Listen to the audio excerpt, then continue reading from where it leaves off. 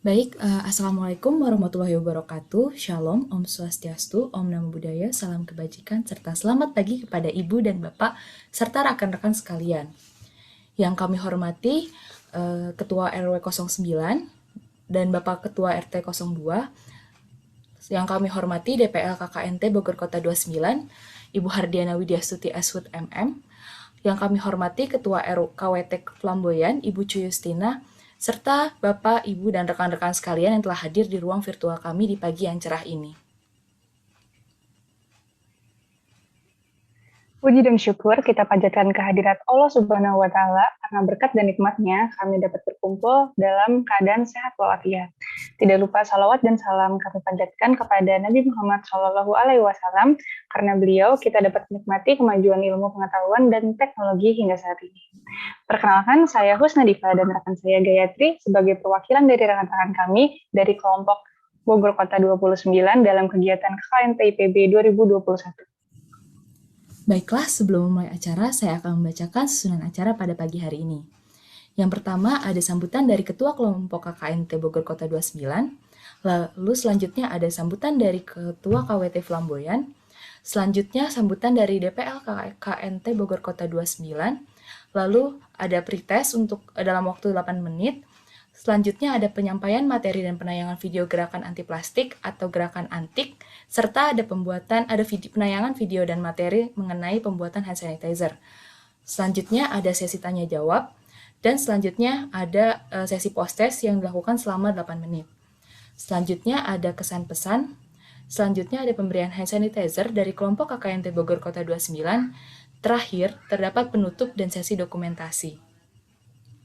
Sebelum memulai acara, kami akan membacakan beberapa peraturan pada kegiatan hari ini. Peraturan pertama, seluruh peserta diminta untuk menyalakan kamera selama kegiatan berlangsung. Kamera dapat dinonaktifkan apabila terjadi kendala sinyal atau kendala-kendala lainnya. Peraturan kedua, peserta diminta untuk mematikan mic selama kegiatan dan diminta untuk menyalakan mic ketika diperlukan atau diminta. Agar kegiatan pagi hari ini dapat berjalan dengan lancar, mari sama-sama kami bacakan basmalah. Bismillahirrahmanirrahim. Sebelum memasuki acara inti kami pada hari ini, akan ada sambutan dari Ketua Kelompok KKN kami. Apakah Saudara Ikede Yogendra sudah siap di tempat? Sudah siap. Baik, kepada Saudara Ikede Yogendra kami persilahkan. Oke. Oke, dulu ya. Iya. Oke, nggak apa-apa. Nah, yang terhormat Ibu Ucu selaku Kepala KWT Flamboyan. Yang terhormat Ibu Hardiana Widyastuti SOSMM, dosen pembimbing lapangan kami. Selamat pagi juga kepada ibu-ibu KWT Flamboyan, teman-teman juga yang ada di rumah. Ini pertama kali ya saya sambutan, ada dua gini, satu di rumah, satu di tempat gitu. Ya, puji syukur kehadiran Tuhan Yang Maha Esa, atas karunia-Nya kita dapat berkumpul ya, walaupun situasi sekarang lagi urgent begitu ya. Jadi sambutan dari saya mungkin sedikit saja ibu-ibu, walaupun kita tidak seramai kalau misalkan tidak ada COVID gitu ya. Harapannya materi dari kami mahasiswa bisa tersampaikan dan bermanfaat seperti itu. Jika ada yang perlu dicatat silakan. Jika ada yang kurang jelas, jika ingin bertanya silakan. Dari saya itu aja, mungkin lanjut MC. Terima kasih. Baik, terima kasih kepada Igede Yogendra atas sambutannya. Selanjutnya akan ada sambutan dari Ketua KWT Flamboyan, yaitu Ibu Ucu. Apakah sudah siap di tempat?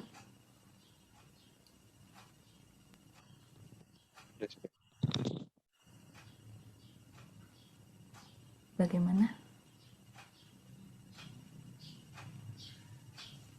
Sudah siap. Oke. Baik, kepada Ibu Ucu kami persilahkan. Assalamualaikum warahmatullahi wabarakatuh. Puji dan syukur kehadirat Allah Subhanahu wa taala, salawat serta salam kepada junjungan kita Nabi besar Muhammad SAW, keluarga dan para sahabatnya. Terima kasih pada adik-adik dan Ibu pasiennya ada di sini. Mahasiswa IPB yang mana akan mengadakan KKN di KWT Pemboyan RW 9 Bantarjati. Saya dan teman-teman Ibu KWT sangat berterima kasih atas waktu dan kunjungannya. Program yang akan adik-adik rencanakan sangat membantu sekali dengan kekurangan yang ada di KWT. Yang mana hari ini, hari pertama program adik-adik praktek, sekali lagi saya ucapkan banyak terima kasih atas bantuannya. Wassalamualaikum warahmatullahi wabarakatuh. Waalaikumsalam warahmatullahi wabarakatuh. Terima kasih Ibu Ucu atas sambutannya. Selanjutnya akan ada sambutan yang disampaikan oleh dosen pembimbing lapang dari kelompok kami, yaitu Ibu Hardiana. Bagaimana Ibu Hardiana? Baik, langsung nih ya. Ya, Baik, silakan terima Ibu. kasih. Selamat pagi. Assalamualaikum warahmatullahi wabarakatuh. Yang terhormat Ibu Cuyu ya sebagai Ketua Kelompok KWT Desa Bantarjati, Kelurahan Bantarjati, RW 9 ya kalau nggak salah ya, 9, dan ibu-ibu kelompok KWT lainnya yang sudah bersedia hadir nih dalam kegiatan online program pertama dari mahasiswa KKNT Kota Bogor, Bogor Kota 29 yang terletak di Kelurahan Bantarjati.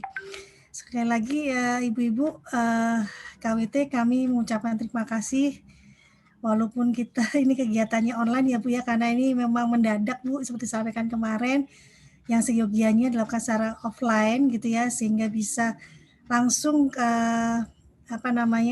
materi langsung kepada ibu-ibu KWT gitu langsung bisa dipraktekkan. Tetapi untuk kali ini kami mohon maaf karena memang keadaan tidak memungkinkan untuk kegiatan offline, maka kita menyelenggarakan dengan metode lain yaitu metode online.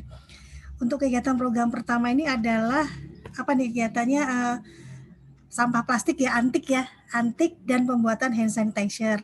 Nah mungkin nanti adik-adik di sini akan mempraktekkan melalui video yang tadi harusnya secara offline ya Bu, tetapi sudah dipindahkan oleh video. Kemudian nanti harapannya adalah video tadi dapat diterapkan oleh ibu-ibu semua untuk dilaksanakan di ibu-ibu KWT dan sekitarnya gitu. Harapan kami adalah kegiatan ini dapat bermanfaat, yang memberikan manfaat sebesar-besarnya buat ibu-ibu dan bapak-bapak sekalian yang ada di RW 9 atau terutama kelompok KWT gitu ya, Flamboyan. Apalagi di masa pandemi ini untuk kegiatan antik dan pembuatan hand sanitizer ini sangat sekali bermanfaat daripada kita membeli mungkin lebih mudah, tetapi kalau kita laksanakan bersama-sama, kalau kita lakukan bersama-sama, kita buat bersama-sama, harapannya yang pertama adalah bisa bermanfaat buat anggota, itu yang pertama. Yang kedua, mungkin kalau bisa diperbesar dan bisa menjadikan income atau pendapatan lain buat ibu-ibu KWT itu lebih bagus lagi. Jadi ibu KWT bisa mensuplai memberikan permintaan hand sanitizer minimal di lingkungan RW 9, minimal di Kelurahan Bantarjati gitu ya Bu ya, bisa mensuplai hand sanitizer, dan itu bisa menjadikan income bagi ibu-ibu KWT gitu. Apalagi di masa pandemi ini yang memang agak susah untuk kita keluar, tapi minimal dengan membuat hand sanitizer dan melakukan antik ini bisa memberikan pendapatan lain dan kegiatan lain yang bermanfaat buat ibu-ibu semua gitu ya.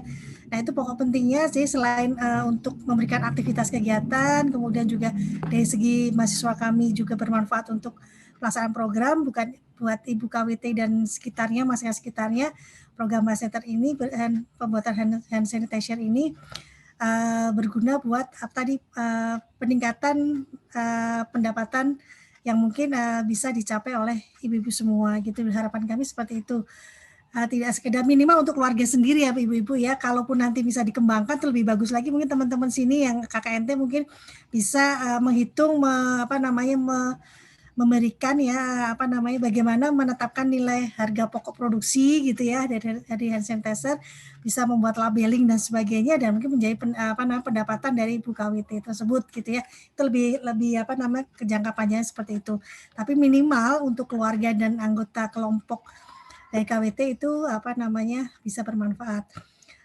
Sekali saya ucapkan terima kasih juga buat adik-adik di sini ya, kelompok 29 Kota Bogor yang sudah bersusah payah nih ya mengganti semua program yang offline menjadi online gitu ya, yang sudah membuat video dan semuanya. Saya sebagai dosen pembimbing lapang mengucapkan terima kasih gitu ya. Tetap walaupun online tetap jaga kesehatan. Ibu-ibu juga ya ibu ya mohon social distancing-nya nih jangan terlalu dekat mungkin masker masker gitu ya mungkin harus double atau N95 atau bagaimana mungkin ibu-ibu KWT juga mungkin bisa ya dengan kegiatan online ini mungkin Bapak Ibu-ibu sering berkumpul tapi ya mungkin adik-adik juga perlu dipertimbangkan ya seberapa besar ibu-ibu KWT harus berkumpul karena ini juga kita harus memperhatikan risiko yang akan terjadi gitu yang mungkin bisa terjadi gitu ya. Jadi mungkin Yoga dan teman-teman mungkin juga bisa kapan harus kumpul, kapan harus disebarkan saja infonya lewat WA group gitu ya. Nah itu coba nanti sosialisasi WA group gitu tidak perlu kumpul dan ibu bisa hanya lewat WA gitu kan. Itu coba mungkin bisa diperhatikan itu ya. Jadi meminimalisasi mungkin ibu-ibu kumpul juga. Nah untuk akhirnya sebentar ya saya ikut sebentar ya. Itu ini pagi atau siang? Siang. Sebentar kemudian nanti coba harapannya nanti setelah sosialisasi ini Yoga dan teman-teman mungkin ada praktek dari ibu-ibu semua yang mungkin bisa ditunjukkan ke teman-teman KKNT kali ya. Nanti Yoga ada program gitu selain post test tadi ya Yoga dan teman-teman ya. Jadi benar-benar sosialisasi ini bisa terlihat gitu. Gimana Yoga? Mungkin nanti itu aja sih mungkin ya masukan dari saya. Mungkin nanti juga ibu-ibu juga bisa membuat dan mungkin bisa ditunjukkan ke teman-teman. Baik, demikian mungkin sedikit sebutan dari saya. Semoga kegiatan berjalan lancar dan kegiatan seterusnya juga berjalan lancar. Selalu sehat selalu bagi Ibu KWT dan teman-teman mahasiswa gitu ya. Semoga lancar gitu ya, sukses selalu untuk Bogor 29. Terima kasih. Wassalamualaikum warahmatullahi wabarakatuh. Waalaikumsalam warahmatullahi wabarakatuh. Amin. Semoga kita semua selalu sehat sampai ke depannya dan seluruh kegiatan kita berjalan lancar. Terima kasih kepada Bu Hardiana atas sambutannya. Ya, terima kasih banyak kepada Ikde, Ibu Yucu dan Ibu Hardiana atas sambutan yang telah disampaikannya. Kita akan memasuki acara inti, yaitu sosialisasi hidup sehat. Nah, sosialisasi ini terbagi dari 2 materi yang akan kami bawakan. Nah, materi pertama itu adalah gerakan anti plastik atau disebut juga dengan gerakan antir. Nah, materi kedua itu adalah praktik pembuatan hand sanitizer. Maka langsung aja kita serahkan kepada pemateri pertama, yaitu tentang gerakan antik, kepada Maulida, dipersilakan. Baik, bismillahirrahmanirrahim. Assalamualaikum warahmatullahi wabarakatuh. Selamat siang ibu-ibu semua. Terima kasih atas waktunya telah menyempatkan untuk hadir pada acara siang hari ini. Sebelumnya, perkenalkan saya Maulida Fajriani, biasa dipanggil Uli, mahasiswi IPB jurusan Ekonomi Syariah angkatan 2018. Nah, di sini saya selaku perwakilan dari kelompok KKNT Bogor Kota 29 untuk menyampaikan materi mengenai sampah. Nah, poin-poin yang akan saya sampaikan pada acara siang hari ini mencakup pengertian sampah, kategori sampah, jenis-jenis sampah, dan upaya yang dapat kita lakukan untuk meminimalisir masalah sampah yang terjadi di lingkungan kita. Masalah sampah ini bukan masalah yang sepele lagi, sudah termasuk masalah yang cukup serius. Terutama sampah plastik yang sering kita hasilkan itu ternyata dibuang ke lautan, dan dalam video tersebut juga disebutkan bahwa jika hal tersebut dibiarkan, jumlah sampah yang di lautan itu akan melebihi jumlah ikan di laut. Wah, kebayang nggak sih ibu-ibu misalkan kita main nih ke laut gitu ya, di kapal gitu ya, pas lihat di laut itu ternyata itu sampah semua. Itu benar-benar mengerikan sekali ibu-ibu. Nah, makanya agar masalah seperti ini tidak terjadi, ada beberapa langkah yang dapat kita lakukan nih. Salah satunya adalah dengan melakukan gerakan antik atau gerakan anti plastik. Tapi sebelum masuk ke dalam solusi dari permasalahan tersebut, kita akan masuk ke materi mengenai sampah terlebih dahulu. Baik, langsung saja next. Nah, yang pertama, pengertian sampah. Nah, sebenarnya kata sampah itu sudah sangat familiar gak sih di telinga kita gitu ya. Nah, tapi sebenarnya arti kata sampah itu sendiri itu apa sih? Nah, sampah adalah sisa-sisa benda atau barang yang tidak dibutuhkan lagi setelah proses pemakaian dan memiliki potensi untuk merusak segala hal yang ada di sekitarnya, termasuk pada lapisan atmosfer bumi. Next. Nah, selanjutnya ada kategori sampah. Nah, kategori sampah ini ada 7. Yang pertama adalah sampah alam. Sampah alam merupakan sampah yang berasal dari alam dan mengalami proses daur ulang secara alamiah, seperti daun kering, ranting pohon, dan yang lain sebagainya. Nah, yang kedua yaitu sampah manusia. Sampah manusia itu apa sih? Sampah manusia itu merupakan sisa-sisa dari hasil pemrosesan yang ada di dalam tubuh kita, yaitu sisa-sisa hasil dari pencernaan manusia, seperti feses dan urin. Nah, selanjutnya yaitu yang ketiga, yaitu ada sampah konsumsi. Sampah konsumsi ini sampah yang berasal dari pemanfaatan atau konsumsi yang dilakukan oleh manusia. Seperti contoh misalkan habis makan ciki gitu ya. Nah, bungkus makanannya itu termasuk ke dalam sampah konsumsi. Lalu yang keempat yaitu ada sampah nuklir. Mungkin ini kurang familiar gitu ya di telinga kita. Apa sih sampah nuklir gitu ya, baru pertama kali dengar gitu. Nah, sampah nuklir ini merupakan limbah dari pemrosesan atau pembuatan nuklir. Nah, limbah ini memiliki kandungan zat yang sangat berbahaya bagi kehidupan, yaitu zat kimia berupa uranium dan thorium. Lalu selanjutnya yang kelima adalah sampah industri. Mungkin gampangnya itu sampah industri adalah sampah hasil dari pabrik gitu ya Ibu-Ibu. Sampah industri ini ada yang berupa limbah cair maupun padat dari hasil produksi yang dilakukan oleh sebuah pabrik. Nah, selanjutnya yaitu yang keenam adalah sampah perkantoran. Nah, sampah perkantoran ini seperti namanya nih, sampah yang berasal dari kawasan perkantoran dan pusat perbelanjaan, seperti plastik, terus ada kertas, tekstil, dan yang lainnya. Nah, yang terakhir, sampah rumah tangga. Ini adalah sampah yang paling dekat dengan kita gitu ya, dengan ibu-ibu, dengan kami juga mahasiswa. Nah, contohnya sampah rumah tangga ini tuh apa sih gitu kan? Nah, sampah rumah tangga ini contohnya misalkan tadi pagi nih ibu-ibu masak sop gitu ya. Nah, sop itu kan misalkan ada wortel, ada kol. Nah, sampah-sampah yang dihasilkan dari sayur-sayuran itu termasuk dalam sampah rumah tangga. Nah, selain sampah seperti sayur-sayuran tadi, sampah lainnya yang termasuk sampah rumah tangga adalah bekas air cucian piring, bekas air nyuci baju gitu. Nah, itu termasuk ke dalam sampah rumah tangga. Baik, bisa di next. Nah, selanjutnya adalah jenis sampah. Nah, mungkin ibu-ibu sudah pernah dengar lah ya, kayak sampah organik dan sampah anorganik. Tapi sebenarnya sampah itu, sampah organik dan anorganik itu apa sih gitu. Nah, yang pertama, sampah organik itu sampah yang dapat diuraikan kembali melalui proses alamiah atau bahasa kerennya itu degradable, Ibu. Nah, contohnya dari sampah organik itu yang tadi dari kategori sebelumnya itu adalah sampah alam. Tadi kan sampah alam itu ada daun-daunan, lalu ada ranting, sayur-sayuran, dan yang lainnya. Nah, itu termasuk ke dalam sampah organik. Sementara sampah anorganik adalah sampah yang tidak dapat diuraikan sama sekali oleh alam atau undegradable, ataupun jika dapat terurai itu membutuhkan waktu yang sangat lama. Nah, contohnya dari sampah anorganik itu apa sih? Contohnya itu tadi dari sampah konsumsi yang dihasilkan, seperti bungkus makanan, terus ada botol plastik, kaleng, dan yang lainnya. Nah, sebenarnya si sampah-sampah ini tuh membutuhkan waktu berapa lama sih untuk terurai?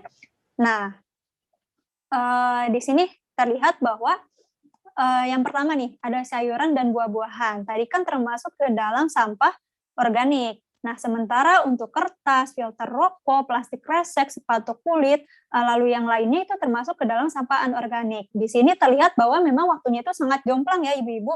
Nih, coba kalau yang sayuran dan buah itu cuma membutuhkan waktu 2 bulan untuk terurai. Sementara kertas, filter rokok, plastik kresek, sepatu kulit, mungkin bisa di next. Nah, ada kaleng aluminium, botol plastik, botol kaca, itu membutuhkan waktu yang sangat lama. Dari belasan, puluhan, ratusan tahun, jutaan tahun, bahkan ada sampah yang tidak dapat terurai sama sekali.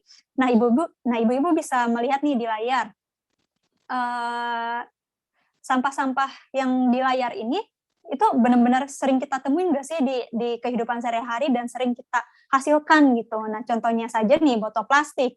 Kayak misalkan ibu-ibu nih habis minum teh pucuk gitu ya, atau enggak aqua botol gitu. Mohon maaf nih sebut merek biar gampang aja gitu ya, botol plastik.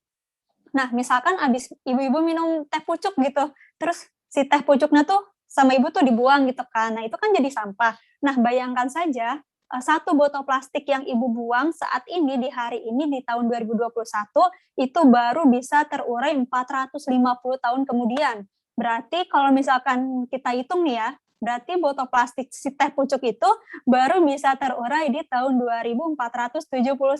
Wah, masih lama banget kan, benar-benar nggak bisa kebayang gitu, lama banget terurainya gitu. Nah, apalagi si styrofoam ini, styrofoam itu tidak dapat terurai sama sekali.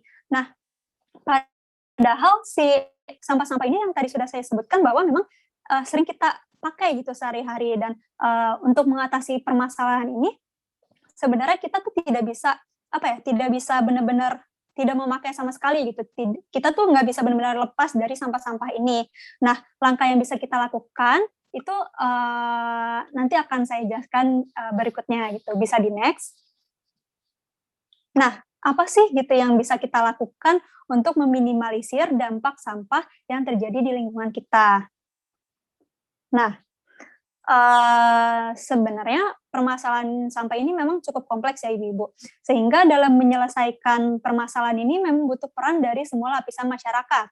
Dari mulai pemerintah, lalu gubernur, wali kota, RT, RW, lalu sampai ke masyarakat.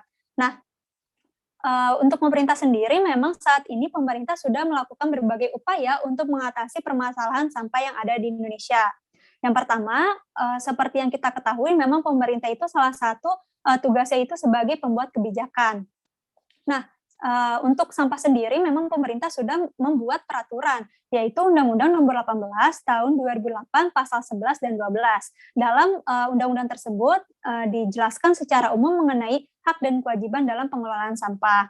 Lalu yang kedua, selain sebagai pembuat kebijakan, pemerintah juga tidak mau kalah nih, karena kan saat ini memang sudah di era digitalisasi gitu, semuanya serba modern, bisa pakai internet, sekali klik aja kita udah bisa melakukan bisa mengakses segala macam gitu. Nah, pemerintah juga nggak mau kalah, maka pemerintah itu membuat sebuah inovasi, yakni pembuatan aplikasi yang namanya SIPSN atau Sistem Informasi Pengelolaan Sampah Nasional. Dan mungkin Ibu-Ibu bisa langsung cari gitu ya, kalau misalkan Ibu-Ibu penasaran itu, apa sih SIPSN ini gitu kan, bisa langsung dicari aja di Google. Nah, SIPSN ini di situ tuh dengan adanya SIPSN ini pemerintah tuh bisa mengelola data tentang pengelolaan sampah yang ada di rumah tangga serta sampah sejenis rumah tangga di seluruh kabupaten dan kota di Indonesia, sehingga pengelolaan sampah yang ada di Indonesia itu lebih efisien. Lalu yang ketiga itu mengenai Basiba. Nah, mungkin Bu Ucu mungkin ya udah tahu gitu ya Basiba, dan ibu yang lain juga mungkin pernah dengar dari Bu Ucu, apa sih Basiba gitu kan. Nah, Basiba itu bank sampah induk berbasis aparatur yang sudah dibentuk oleh pemerintah kota biasanya. Nah, khususnya untuk pemerintah Kota Bogor itu memang sudah ada Basiba gitu di Kota Bogor. Dan jika memang ibu-ibu tertarik untuk bekerja sama gitu dengan Basiba, itu bisa menghubungi Basibanya langsung lewat Instagram. Nah, Basiba itu sebenarnya sistemnya kayak gimana sih gitu ya. Nah, gampangnya itu Basiba itu ibu-ibu nih mengumpulkan sampah dari rumahnya masing-masing, lalu dikategorikan satu-satu, misalkan plastik dengan plastik, lalu botol dengan botol, terus ada kaleng dengan kaleng, kardus dengan kardus. Nah, dari sampah yang dikumpulkan itu ditampung terlebih dahulu, lalu nanti petugas dari Basibanya itu akan datang ke RT 2, RW 9. Nah, kemudian nanti Basibanya itu akan memberikan ibu-ibu sejumlah uang. Nah, sehingga terlihat bahwa memang selain kita bisa meminimalisir dampak sampah yang lebih jauh, dengan bekerja sama dengan Basiba ini kita juga dapat keuntungan gitu, kita juga dapat sejumlah uang. Nah, next. Nah, seperti yang sudah dijelaskan sebelumnya bahwa memang permasalahan sampah itu tidak hanya kita kita tuh tidak hanya bisa mengandalkan pemerintah saja atau mengandalkan pihak-pihak yang ada di atas gitu. Nah, tapi perlu juga peran dari seluruh lapisan masyarakat. Nah, masyarakat itu siapa aja sih gitu kan? Nah, masyarakat itu ya termasuk mahasiswa, terus Ibu Ucu, ibu-ibu yang lainnya, pokoknya kita semua tuh lingkupnya itu termasuk ke dalam masyarakat. Nah, jadi kita tuh sebenarnya harus ngapain sih untuk mengatasi masalah sampah? Nah, langkah yang dapat kita lakukan yang pertama yaitu dengan melakukan gerakan atau gerakan anti plastik atau meminimalisir penggunaan kantong plastik dengan menggantinya dengan kantong belanja gitu. Nah, mungkin ibu-ibu sudah terbiasa gitu ya, karena kan Kota Bogor juga sudah menerapkan kebijakan pelarangan penggunaan kantong belanja gitu ya. Nah, tapi ibu-ibu jangan lupa untuk selalu membawa kantong belanjanya itu kemana-mana. Karena kalau misalkan nih, ibu-ibu kan misalkan ibu-ibu mau belanja, terus lupa nih bawa kantong belanja, terus nanti pas di Indomaret gitu ya, misalkan udah deh beli aja gitu. Nah, terus misalkan nanti beli lagi gitu. Nah, ujung-ujungnya malah nanti si kantong belanjanya itu numpuk gitu di rumah. Dan kalau misalkan numpuk itu menimbulkan masalah sampah yang baru lagi gitu. Nah, jadi untuk ibu-ibu dan untuk kita semua nih mahasiswa juga jangan lupa untuk selalu membawa kantong belanja kemana-mana. Lalu yang kedua yaitu menggunakan botol minum isi ulang atau kalau misalkan mahasiswa nih, kalau mau kerennya kita sebutnya itu tumbler nih ibu-ibu. Nah, dengan kita membawa botol minum itu kita akan meminimalisir penggunaan botol plastik. Lalu yang kedua itu melakukan 3R. 3R itu apa sih? 3R itu ada reduce, reuse, dan recycle. Nah, mungkin mungkin udah pernah dengar gitu ya, reduce, reuse, recycle gitu. Jadi mungkin bisa dijelaskan sedikit saja. Jadi kalau reduce itu artinya itu mengurangi itu, berarti mengurangi segala sesuatu yang mengakibatkan sampah. Lalu yang kedua yaitu ada reuse, yang artinya menggunakan kembali. Artinya menggunakan kembali sampah yang masih dapat digunakan untuk fungsi yang sama ataupun yang berbeda. Lalu yang terakhir, recycle atau daur ulang, artinya itu mengolah kembali sampah menjadi produk yang baru yang lebih bermanfaat. Nah, recycle ini memang bisa dijadikan solusi, terutama untuk sampah-sampah yang sulit terurai atau bahkan tidak dapat terurai sama sekali, seperti tadi botol plastik dan styrofoam. Nah, sebenarnya memang saya sudah lihat gitu ya di lingkungan RT 2 RW 9 itu memang ibu-ibu tuh sudah inisiatif gitu, sudah beberapa langkah di depan gitu dengan mendaur ulang botol-botol plastik. Terus saya juga lihat bekas bungkus minyak gitu ya, itu tuh dijadikan sebagai pengganti pot. Nah, itu tuh sudah bagus sekali nih ibu-ibu. Nah, kalau perlu tuh dipertahankan dan ditingkatkan kembali gitu. Yang tadinya mungkin hanya botol plastik saja, yang tadinya mungkin hanya bungkus minyak saja, mungkin ibu-ibu bisa mendaur ulang styrofoam, lalu kaleng-kaleng yang dicat dulu. Itu selain meminimalisir sampah, kita juga dapat memberikan estetika gitu di lingkungan sekitar RT 2 RW 9. Nah, next. Nah, mungkin seperti itu saja ibu-ibu materi yang dapat saya sampaikan. Memang solusi dari permasalahan sampah itu sebenarnya terlihat sepele gitu ya, kita cuma daur ulang aja gitu. Nah, tapi jika kita lakukan terus-menerus secara konsisten dan dilakukan oleh semua lapisan masyarakat, insya Allah masalah sampah yang kompleks ini dapat kita atasi, seenggaknya kita minimalisir lah gitu. Nah, sekian dari saya, mohon maaf apabila ada kesalahan. Wassalamualaikum warahmatullahi wabarakatuh. Saya kembalikan kepada MC. Ya, terima kasih banyak Maulida atas pemaparan materi yang disampaikan. Ternyata materi yang disampaikan itu sangat menarik sekali ya. Apalagi sampah itu ada di sekitar kita. Wah, ternyata tuh dampak sampah itu sangat berbahaya ya. Sampah itu tadi yang telah Uli paparkan, sampah itu bisa merusak lingkungan, apalagi kalau misalnya sampah itu didiamkan dalam waktu yang lama dan tidak segera diselesaikan masalahnya. Benar nggak, guys? Nah, benar banget tuh diharapkan juga nih setelah mendapatkan materi dari kami, kita semua bisa menjadi lebih peduli terhadap sampah dan mulai membiasakan diri untuk memilah sampah. Nah, tapi nih ngomong-ngomong soal pemilahan sampah dan membuang sampah, biasanya ibu-ibu setelah buang sampah tuh selalu cuci tangan nggak sih? Nah, kalau saya sendiri ya, kalau saya pribadi kadang tuh suka lupa untuk cuci tangan. Kalau Diva sendiri gimana nih? Sama juga nih guys, kadang kalau misalnya buat cuci tangan habis buang sampah tuh males banget. Soalnya kan ribet ya kalau misalnya nyari air. Tapi kan kita juga harus menjaga kebersihan tangan kita ya. Sebenarnya ada nih guys, salah satu alternatif yang bisa buat membersihkan tangan, yaitu menggunakan hand sanitizer. Nah ini tuh kebetulan pas banget sama materi yang akan kita sampaikan selanjutnya. Jadi buat ibu-ibu dan rekan-rekan sekalian, ayo kita sama-sama menyimak paparan materi tentang pembuatan hand sanitizer yang akan dibawakan oleh saudara Igede Yogendra. Kepada Igede Yogendra, dipersilahkan. Oke, terima kasih ya. Jadi kesempatan kali ini saya Igede Yogendra akan memaparkan terkait apa sih hand sanitizer sama cara buatnya biar ibu-ibu bisa gitu buat di rumah, nggak harus beli keluar gitu ya. Nah, siap. Ini bisa udah dilihat ya, udah ada. Nah, itu ada foto juga hand sanitizer kami di situ. Next. Nah, kenapa sih kita harus bikin hand sanitizer gitu? Kenapa nggak beli aja? Nah, sebenarnya kalau misalkan kita bikin itu selain lebih murah, apa ya? Jadi kayak sayang gitu, jadinya kayak dipakai terus gitu, jadi ingat gitu kan.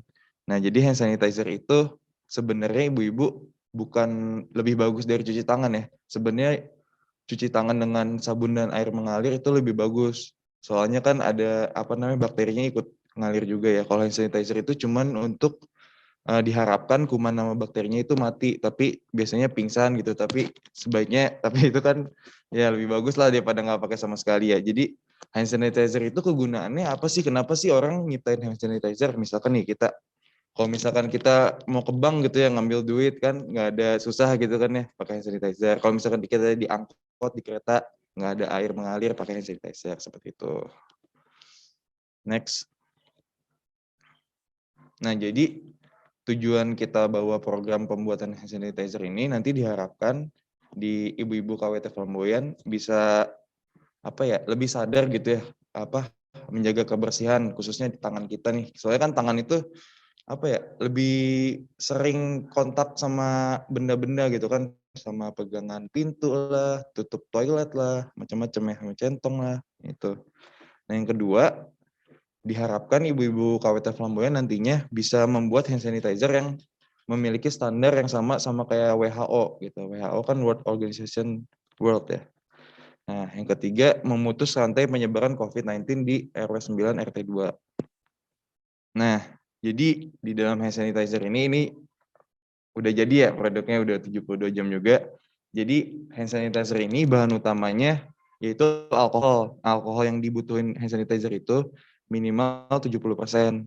Nah, tapi yang kita pakai ini sekarang 96%. Nah, habis itu selain alkohol ada H2O2 atau hidrogen peroksida. Hidrogen peroksida itu sebenarnya fungsinya sama kayak alkohol, cuman dia fungsinya lebih buat di dalam kemasannya. Jadi kalau misalkan kita simpan hand sanitizer-nya, dia lebih steril, ngejaga tetap bersih, steril gitu.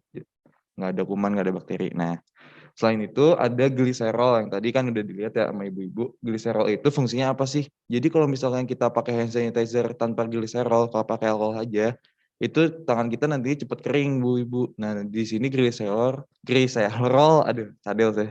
Gliserol itu fungsinya buat kalau misalnya kita pakai hand sanitizer kita, nanti tangannya nggak cepet kering gitu, tetap lembab gitu ya. Nah, yang terakhir di video bisa dilihat ya, itu ada essential oil. Misalkan kita mau tambah, misalkan mau pakai nih biar harum gitu, orang-orang apa ini hand sanitizer harum ya, boleh ditambahin. Tapi kalau misalkan kulit ibu-ibu sensitif gitu ya, itu lebih baik disarankan tidak pakai essential oil, nggak apa-apa. Next. Udah mungkin segitu ya dari saya pembuat hand sanitizer. Nanti ada juga bahannya sih, kalau ada sisa ya itu ya. Itu tuh. Iya, ada sisa juga, nanti bisa dipraktekkan ya. Ya. Sekian dari saya. Terima kasih Ibu. Terima kasih kepada Igede Yogendra atas pemaparan materi dan videonya yang sangat menarik ya. Terlebih pada keadaan seperti saat ini di mana COVID-19 nih kasusnya kembali meningkat. Maka kita harus selalu berhati-hati dan membawa hand sanitizer lah, setidaknya kemanapun dan dimanapun. Ya, terima kasih Ibu-Ibu.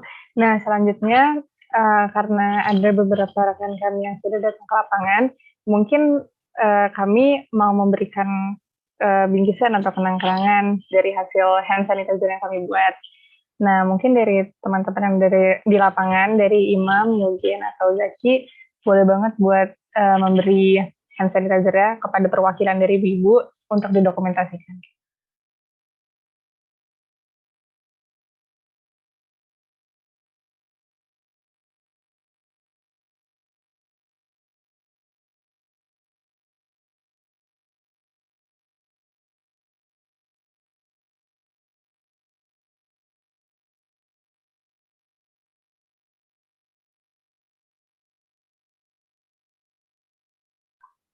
Iya, sepertinya sudah ya.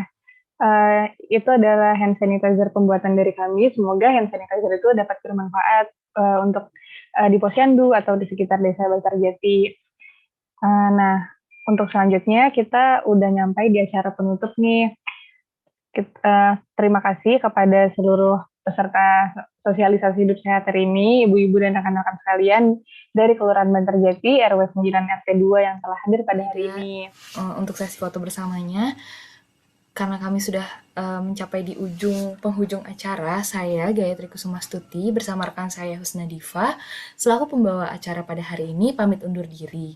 Dan kami juga memohon maaf jika ada kesalahan baik yang disengaja maupun tidak disengaja.